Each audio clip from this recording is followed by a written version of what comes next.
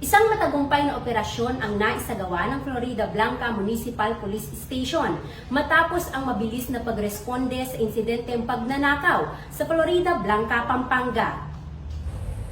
Ayon kay Police Lieutenant Colonel Julius Casibo Alvaro, Acting Chief of Police, nakatanggap ng tawag ang istasyon mula sa Security Monitoring Team ng Alphamart patungkol sa kasalukuyang nangyayaring pagnanakaw sa Alphamart Convenience Store sa Barangay Consuelo, Florida Blanca. Agad namang tumugon ng kapulisan na nagresulta sa pagkahuli ng isa sa mga sospek na kinilalang si alias 30 na nahuling aktwal na nagsasagawa ng krimen. Sa kabila ng pagtakas ng kanyang mga kasamahan, agad na nagsagawa ng hot pursuit operation ang mga kapulisan na nagresulta sa pagkakaaresto ng 3 pang sospek sa bayan ng Porac, Pampanga na kinilalang sina Jerry, Nolen at Landen sa kanilang alias na pangalan. Sa isinagawang investigasyon, lumalabas na ang mga sospek ay pumasok sa establishmento sa pamamagitan ng pwersahang pagsira sa steel back door.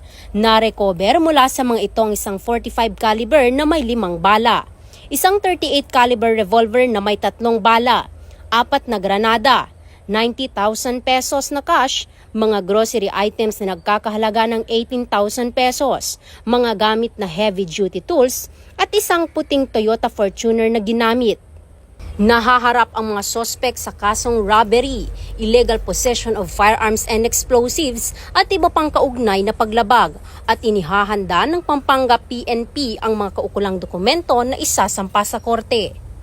Ipinahayag naman ni Police Colonel J.C. Dimaandal, ang Provincial Director ng Pampanga PPO, na ang mabilis na aksyon at profesionalismo ng mga kapulisan ay nagligtas sa sitwasyon mula sa posibleng karahasan.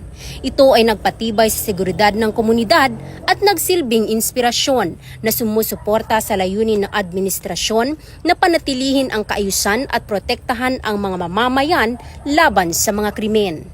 Mula dito sa gitnang Luzon, ako ang inyong PNN correspondent, Patrolwoman Lixen Reyes A. Saweran, alagad ng batas, tagataguyod ng Balitang Pulis.